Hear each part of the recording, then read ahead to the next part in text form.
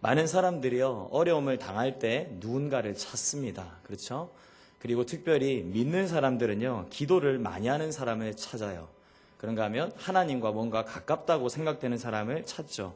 그렇게 그런 사람들을 찾아가서 기도를 부탁하고 조언을 구하기도 하는데요.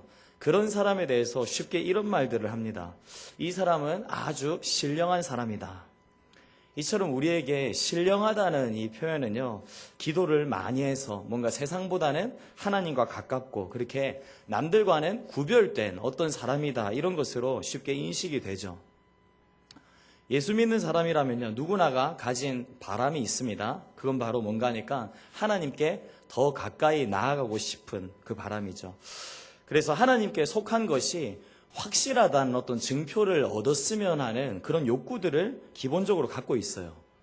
그래서 한때 우리나라에서요, 성령으로 세례받은 표시가 무엇이냐, 이것에 대해 논란이 있었는데요. 어떤 교파에서는 그것에 대한 표시로서 방언이라고 가르쳤었습니다. 그래서 성령을 받게 되면 무조건 방언이 터져야 되는 게 맞다. 그래서 방언 운동이 아주 전국적으로 뜨겁게 전개가 됐었죠. 그래서 그 당시에 신앙생활 해오면서 한 번도 방언을 하지 못했던 사람들은요, 큰일 났다 싶어서 방언 받으려고 여기저기 쫓아다니고 아주 기도하는데 특심을 내기도 했었습니다.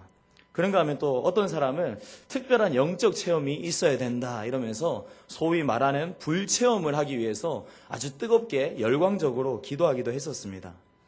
이런 모습들을 볼 때 우리나라에 참 많은 성도님들이 순수한 마음을 가지고서 정말 은혜를 사모하고 그렇게 성령의 은혜를 받기를 원하는구나, 이런 거를 우리가 엿볼 수가 있죠. 그런데 우리가 염두에 둬야 될 게 있는데요, 자칫 우리가 말씀에 대한 이해를 잘못 가지게 되면 우리가 갖게 되는 열심이라는 것이 엉뚱한 열심으로 전락할 수도 있다는 것입니다. 우리가 보통 신령한 사람, 그런가 하면 영의 사람이라고 할 때 어떤 것을 쉽게 떠올리는가 하니까 열이면 열, 백이면 백, 이렇게 떠올립니다. 성령으로 완전 꽉 차서 죄라고는 하나도 짓지 않는 그런 완전한 성자 같은 사람. 그래서 세상을 살아가면서 때로는 혈기 부리고 이런저런 상황 가운데 마음 무너지고 그리고 거짓말을 일삼을 때도 있는 우리 자신을 보면서는, 그래, 내가 그러면 그렇지, 나는 그냥 육에 속한 사람이지, 이런 식으로 이야기를 하고 자책을 하고 좌절할 때가 있습니다. 그러면서 나는 결코 신령한 사람이 되지 못한다, 나는 영의 사람이 아니다, 이런 생각을 한다는 거죠. 그런데 정말 이 세상을 살아가면서요, 우리가 죄에 걸려 넘어질 때가 있는데 이런 우리는 정말 영의 사람일 수가 없고 그저 육에 속하기만 한 사람일까? 먼저 성경이 말씀하시는 영의 사람은요, 단순히 영적 존재를 의미하는 것이 아니고요, 성령에 속한 그 사람을 이제 의미하는데요. 성령의 사람에 대해서 이제 이해를 함에 있어서 성령에 완벽하게 지배를 당해서 죄를 조금도 짓지 않는 사람이다, 이렇게 믿었던 사람이 바로 존 웨슬리라는 사람이었습니다. 그는 이제 성령의 능력을 받는 것에 있어서 그것이 이제 두 번째 축복이다, 그런 말을 했는데요. 성령의 능력을 받게 될 때 그 사람 안에 어떤 의심도 남지 않는다는 거예요. 완벽하게 불신앙이 제거되어지고 죄도 조금도 짓지 않는 어떤 그런 완벽한 상태에 이른다, 이렇게 이야기를 했었습니다. 그런데 여러분, 우리가 명심해야 될 것이 있는데요, 결론적으로 말해서 이 세상을 살아가는 저와 여러분들, 우리 모두에게 완전하고 완벽한 상태는 이 세상 가운데서는 없다는 것입니다. 그래서 아무리 성령의 충만을 우리가 경험하고 누렸다 할지라도 시간이 조금 지나고 보면요, 언제 그랬는지 무색할 만큼 허망하게 우리 자신이 육신의 상태로 돌아와 있는 것을 볼 때가 있다는 것입니다. 자, 그렇다면 성경이 지금 말씀하시는 영에 속한 사람, 성령에 속한 사람은 존재하지 않는 것일까?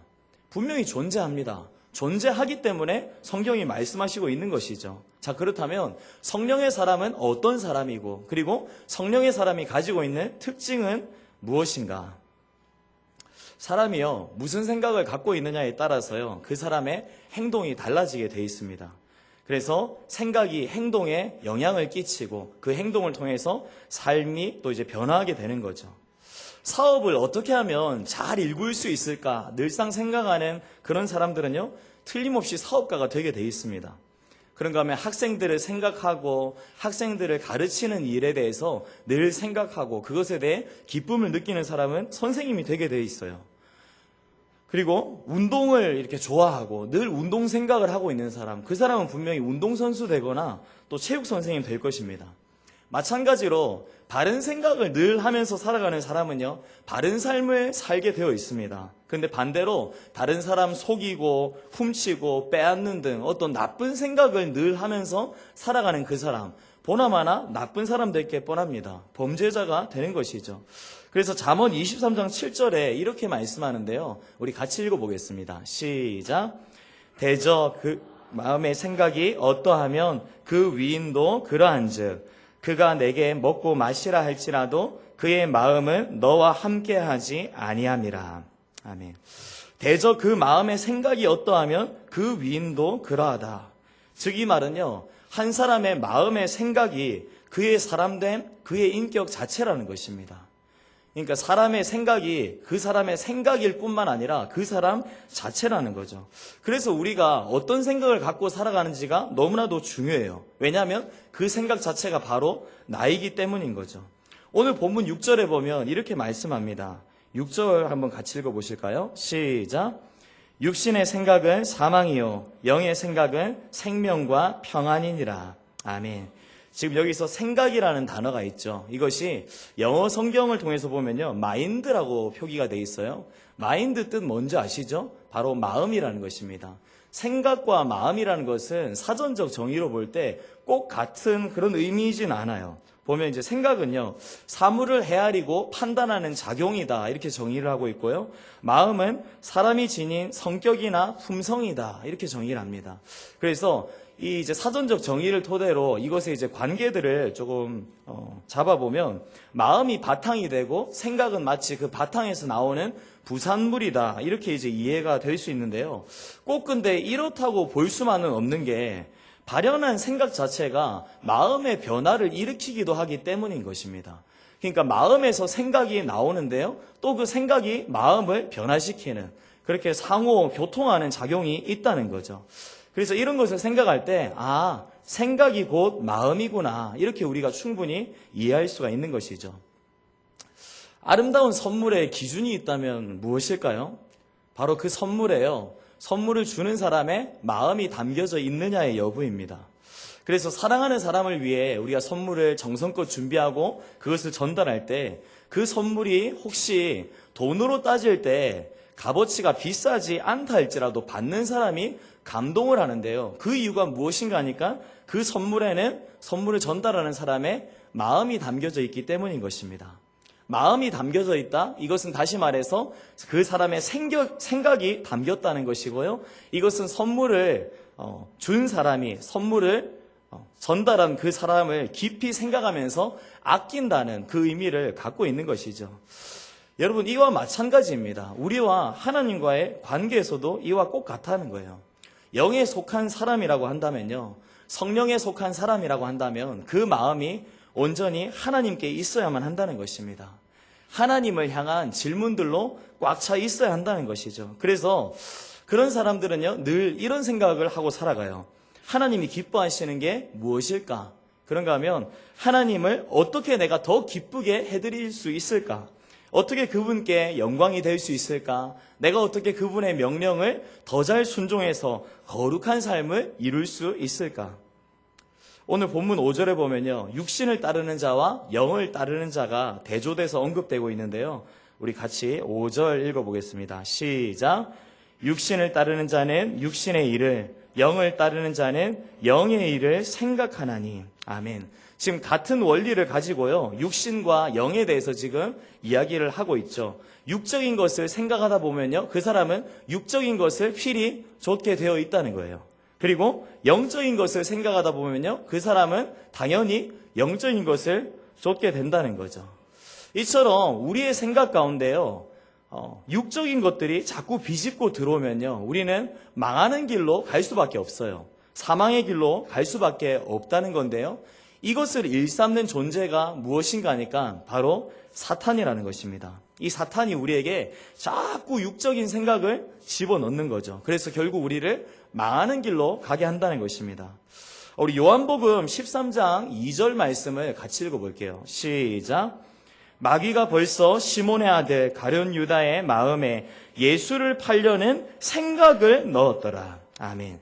가룟 유다가 예수님을 팔려고 할 때에도요, 마귀가 그 어떤 생각을 이제 유다에게 집어넣었다는 거죠. 그래서 그 생각이 들어왔을 때 그건 물리쳐버리지 못하고 유다 안에 그 생각이 고착되어져 버리니까 결국 유다가 예수님을 배반하게 됐고요. 그렇게 십자가에 못 박도록 팔아 넘겨버렸고, 그리고 자신은 결국 비참한 최후를 맞이할 수밖에 없었던 것입니다. 이처럼 가룟 유다는요, 예수님의 제자였음에도 불구하고요, 육적인 것을 먼저 생각하는 자였어요. 그래서 마리아가 옥합을 깨트려서 예수님의 발에 쏟아붓고 닦을 때에도 그것을 보면서 이거 팔아서 가난한 사람에게 나눠줬으면 더 좋았을 것인데 왜 이렇게 낭비를 하느냐, 이렇게 이야기를 했었습니다. 그런데 마리아의 그 행동은요, 낭비가 아니었습니다. 예수님의 장례를 앞서서 치르는 의식으로서 하나님의 섭리 가운데 행해진 어떤 그런 것이었던 거죠. 그래서 예수님께서도 마리아를 조금도 책망하지 않으셨어요. 오히려 마리아의 헌신을 인정하셨고요, 칭찬을 하셨다는 것이죠. 여러분, 바로 이것이요, 영에 속한 사람의 생각과 육에 속한 사람의 생각의 극명한 대조인 것입니다. 육적인 생각을 하면서 살아가는 사람은요, 눈에 보이는 게 전부인 거예요. 그래서 그것만 보고 살아갑니다. 그 이면에 뭐가 감추어졌는지에 대해서 관심도 없고요, 볼 수 있는 눈도 없는 것입니다. 그러니까 당연히 벌어지는 일, 그것을 바라보고 바른 해석을 내릴 수도 없는 것이죠. 그러므로 사랑하는 여러분, 무엇을 하시든지 간에요, 영적으로 생각하는 사람과 가까이 하실 수 있기를 소원합니다. 왜냐하면 영적인 것을 가까이 하는 사람과 가까이 하게 될 때 우리도 자연스럽게 영적인 어떤 생각으로 접근하는 사람으로 변해갈 수가 있기 때문이에요. 그런데 반대로 무슨 일이든지 육적인 생각으로 접근하는 사람, 그 사람과 가까이 하고 그 사람과 친밀하게 사귀면요, 나도 점점 육적인 생각에 머물고 있는 어떤 그런 사람으로 변하게 된다는 것입니다. 우리는 무엇을 생각하느냐에 따라서요, 맞이하게 되는 결과 자체가 극단적으로 다릅니다. 우리 한번 6절 읽어보겠습니다. 시작. 육신의 생각은 사망이요 영의 생각은 생명과 평안이니라. 아멘. 지금 육적인 것을 생각할 때 그 결과가 뭐라고 합니까? 사망이라고 합니다. 그런데 반대로요, 영적인 것을 자꾸 생각하면 그 결과는요, 생명이고 평안이다. 그렇게 말씀하고 있다는 거예요. 여러분, 우리가 죄의 본성을 지니고 있는 자들이기 때문에요, 육신의 생각이 늘상 우리를 지배하려고 해요. 그리고 마귀가 이런 육신의 생각을 늘 우리에게 주의하려고 애를 쓰죠. 그런데 찰나의 순간에 우리가 그 육신의 생각을 허용할 수는 있어요. 그죠? 그것이 우리 안에 틈탈 수는 있다는 거예요. 근데 중요한 것은 무엇인가 하니까 찰나의 순간 그것을 허용할 수는 있다 할지라도 그것을 우리 안에 오래도록 품어서는 안 된다는 것입니다. 만약 우리 속에 그것을 계속해서 품고 있으면요, 육신의 생각이 이제 곧 실행이 되어져 버리는 것입니다. 그로 말미암아 악을 행하게 되고요, 하나님 앞에 죄를 범하게 되는 것이죠. 그렇게 육신의 생각의 발동 자체를 제어하지 못하고 끊지 못하고 계속해서 따라가면 그 결말이 결국 다 잃어버리고 사망하는 것이라는 겁니다. 미국으로 이민 간 지 10년 된 교포 부부가 있었습니다. 이 부부가 어느 주일날 아침에 사소한 말다툼을 하는 상황이 발생했어요. 뭐 때문인가 하니까요, 남편은 일주일 동안 회사에서 일하면서 쌓인 스트레스를 좀 풀자, 그러니까 우리 주말에 바닷가로 놀러 가자, 캠핑 가자, 이러는 겁니다. 근데 부인은 뭐라고 하는가 하니까, 아니 우리가 그래도 명색이 집사인데 어떻게 주일날 교회를 안 가고 그렇게 캠핑을 떠날 수가 있느냐, 말이 안 된다, 이렇게 해서 다투고 있었던 거죠. 근데 결국 부인이요, 남편에 대한 입장을 자꾸 듣고 하면서 마음이 측은해지고, 그래서 그냥 남편과 함께 캠핑을 떠나기로 결정을 해버렸습니다. 그래서 친구 부부에게 연락을 하고 함께 바닷가로 떠나서 재밌는 시간을 보냈어요. 친구들의 권유를 뿌리치지 못하고 함께 재밌는 시간 보내는 동안에 술도 몇 잔씩 하고요, 이제 각자 흩어져서 모든 일정을 마치고 집으로 돌아가야 되는 그 상황에 이제 운전을 해야 됐죠. 그런데 남편의 상태가 술을 마신 상태였죠.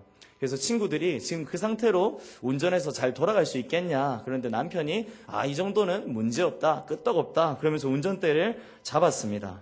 근데 떠난 지 채 30분도 되지 않아서요, 맞은편에서 오던 트럭과 정면 충돌하게 됐고요, 그 집사 부부는 모두 그 자리에서 즉사하고 말았다고 합니다. 그 집사 부부의 장례식의 현장에서요, 많은 조문객들이 공통적으로 남긴 말이 있는데요, 두 마디라고 합니다. 그냥 주일날 교회에 갔었더라면 얼마나 좋았을까. 아이고, 그놈의 술이 웬수야, 웬수.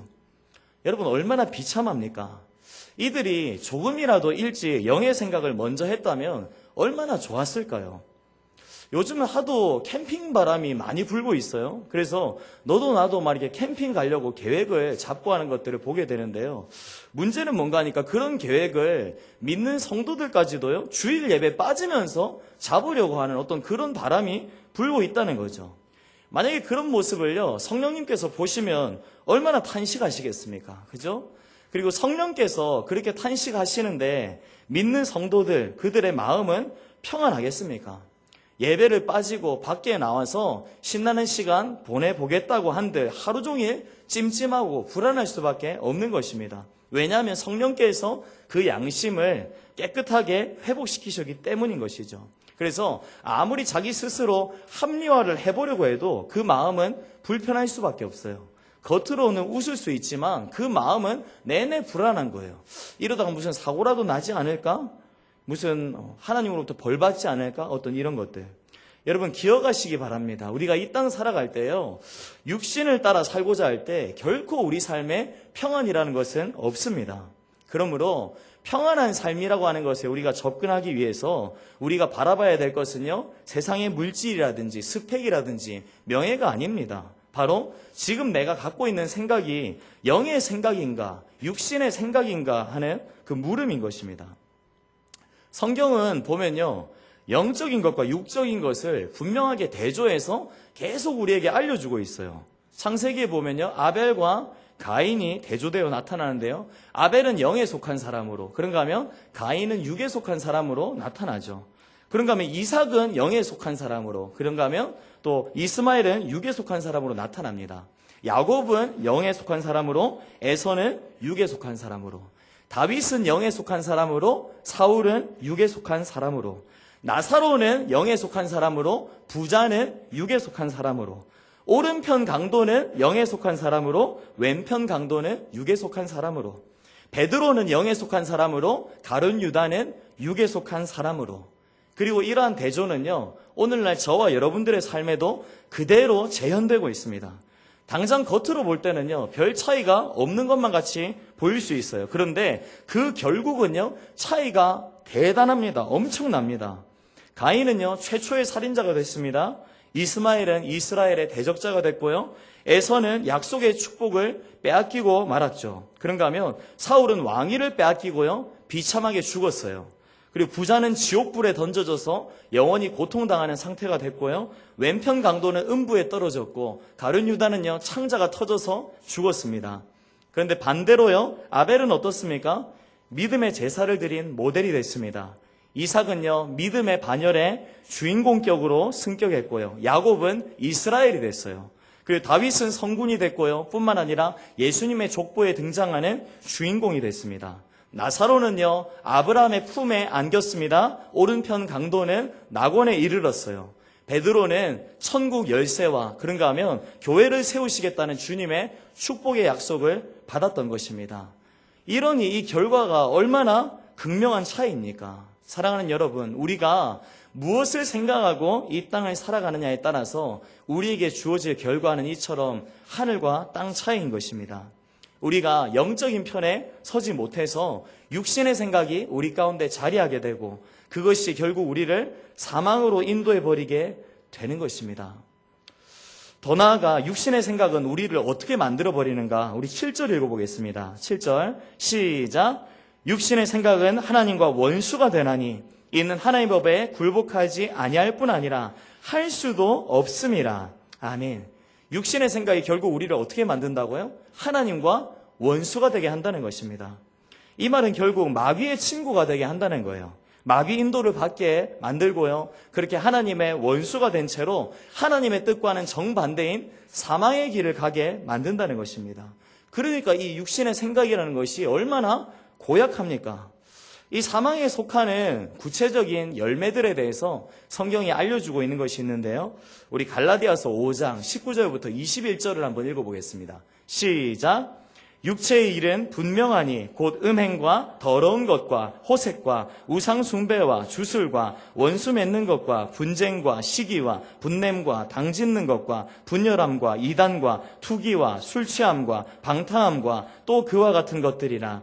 전에 너희에게 경계한 것 같이 경계하노니 이런 일을 하는 자들은 하나님의 나라를 유업으로 받지 못할 것이요. 아멘. 지금 보면 음행, 호색, 우상숭배, 주술, 원수 맺는 것, 분냄, 분열, 투기, 술 취함, 방탕함 이런 것들이 등장하죠.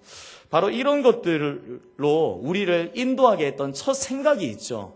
그것이 바로 육신의 생각인 것입니다. 그리고 그런 생각은요, 어떤 사건을 통해서 처음 실행이 되게 되죠. 우리가 살면서 어떤 일을 경험하게 될 때가 있어요. 그리고 그 일을 경험하는 것을 통해서 우리 안에 어떤 생각이 발현을 하게 됩니다. 그리고 그 생각이요, 우리 안에 이제 머물러만 있는 것이 아니라 이제 실행이 되어져 버리죠. 그러면 그게 이제 행동이 되고요. 그런 행동들이 열매를 맺는다는 것입니다.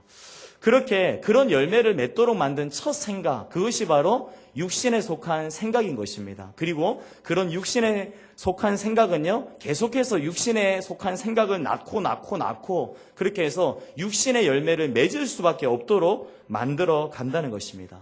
그런데요, 동일한 사건을 접했음에도 불구하고 영의 생각, 성령의 생각에 속한 사람은 그 앞에서 반응하는 게 다르다는 거예요. 그래서 그는 결국 똑같은 것을 경험하고 똑같은 것을 직면했음에도 불구하고 어떤 열매를 맺는가니까요. 바로 사랑과 희락과 화평과 오래 참음과 자비와 양선과 충성과 온유와 절제, 바로 이런 성령의 거룩한 열매를 맺는다는 것입니다. 그리고 그런 열매들이 맺혀진 자리들마다 하나님의 나라가 도래하게 되는 것이죠. 사랑하는 여러분, 오늘 이 자리에 예배드리고 있는 저와 여러분들의 생각 안에 무엇이 깃들어 있습니까? 혹시 육신의 생각이 우리 속에 깃들어와 있지 않습니까? 만약에 그렇다면요, 우리는 지금 망하는 길로 가고 있는 거예요. 육신의 생각이 우리를 다스리지 못하도록 우리는요, 그것을 분명히 반드시 제어해야 돼요. 자, 그러면 우리가 그것을 어떻게 제어할 수 있을까요? 제어하는 방법 아시는 분 계세요? 단 한 가지 있습니다. 바로 우리 마음을요, 하나님에 대한 생각으로만 꽉 채우는 거예요. 그것밖에 없습니다. 우리의 마음 상태가 비어있는 그런 상태란 존재하지 않습니다, 여러분. 영적인 세계는요, 양 두 극단이에요. 그래서 하나님의 것으로 채워져 있지 않으면요, 그것은 뭐 좀 이제 강약의 정도는 우리가 이렇게 구분하고 이야기할 수 있겠지만 어쨌든 마귀적인 것이 깃들어 있게 되어 있는 거예요. 따라서 육신의 생각 우리 안에 깃들지 못하도록 하려면요, 하나님에 대한 생각으로 우리 안에 가득 채워야만 한다는 것입니다. 고무 튜브는요, 그 안에 공기가 가득 찰 때라야 비로소 제 역할을 감당합니다. 그런가 하면 부부는요, 상대 배우자를 향한 사랑으로 가득 차게 될 때 한눈 팔지 않게 되고요, 아름다운 가정을 잘 꾸려 나가게 되는 것이죠. 마찬가지로 믿는 자의 마음은요, 영의 생각, 성령의 생각으로 가득해야 돼요. 그럴 때라야 육신의 일에 끌려가지 않을 수 있고요, 하나님의 일을 바라보고 하나님의 뜻을 이룰 수가 있는 것입니다. 여러분, 영의 생각을 분별하고 하는 것은요, 단순합니다. 어렵지 않아요. 대단히 쉽습니다. 왜냐하면 성령께서 하나님의 생각을 아시고요, 그 하나님의 뜻대로 향하고 계신 분이기 때문이죠.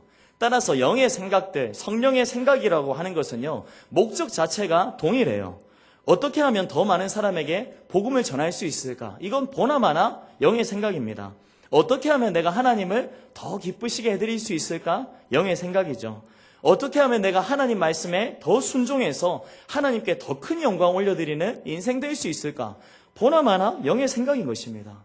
바로 이것이 영의 생각이고요. 이런 생각, 이런 마음을 저와 여러분들이 지니고 살아가게 될 때 하나님은 우리에게요, 우리가 해야 될 일들을 생각나게 해주세요. 그렇게 하나님의 비전을 구체적으로 주시고요, 하나님의 일들을 맡겨주신다는 것입니다. 그리고 우리는 하나님의 벗으로 인정함을 받게 되는 것이죠. 그런데 그렇게 조금 살아가다가도요, 언제부터 그랬는지 모르게 육신의 생각이 틈타 있는 우리를 발견할 때가 있어요. 분명히 그러합니다. 그런데 그렇게 깨달았을 때 어떻게 하느냐가 우리에게 참 중요한데요. 그때 우리가 해야 될 것이 무엇인가? 바로 생각을 바꾸는 것입니다. 생각을 바꾸는 것. 이것을 달리 말해서요, 회개라고 우리가 볼 수 있는데요.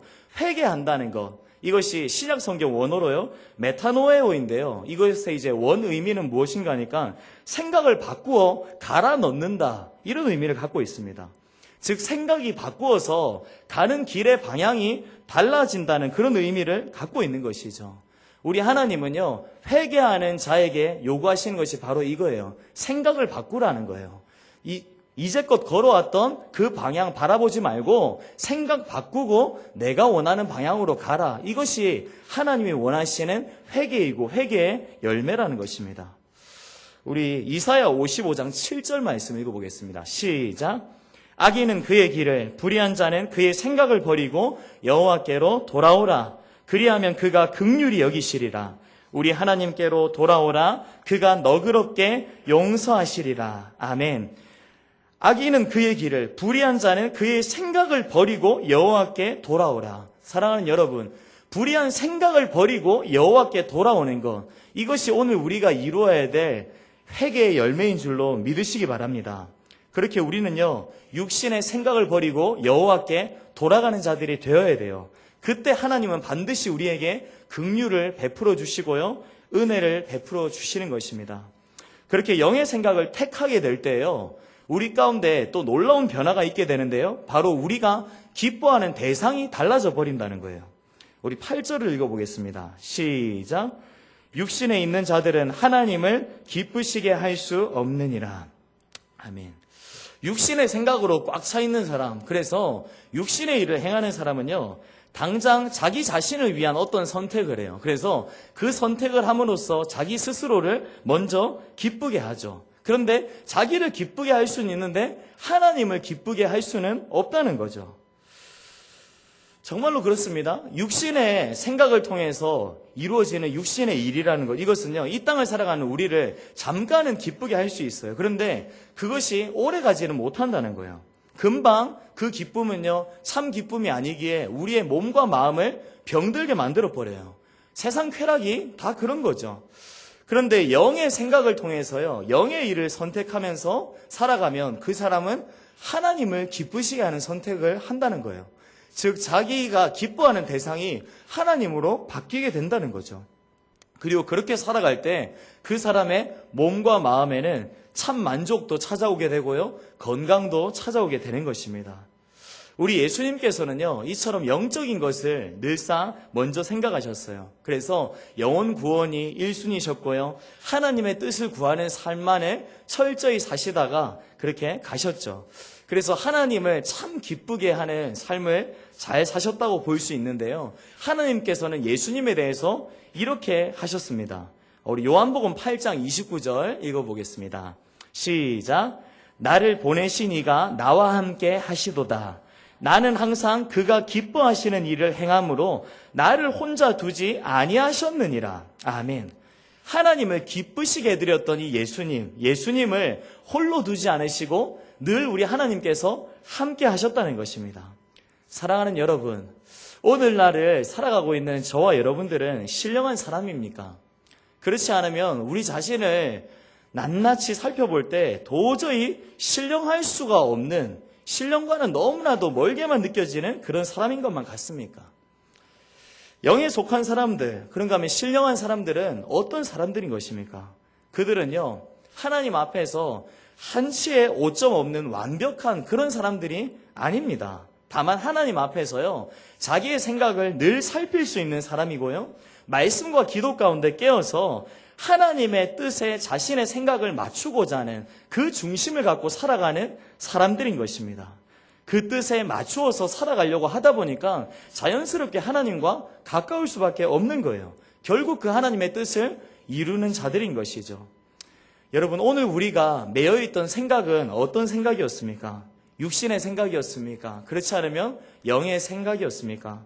아무쪼록 매사에요, 하나님을 먼저 생각하며 또한 하나님께서 무엇을 더 기뻐하시는지 늘 고민하면서 살아가는 까닭에 생각의 내용과 방향을 하나님이 기뻐하시는 뜻 가운데서 날마다 교정하며 하나님의 비전을 이루어 나가게 되는 우리 하나님의 신령한 백성들 되시길 주님의 이름으로 축원합니다.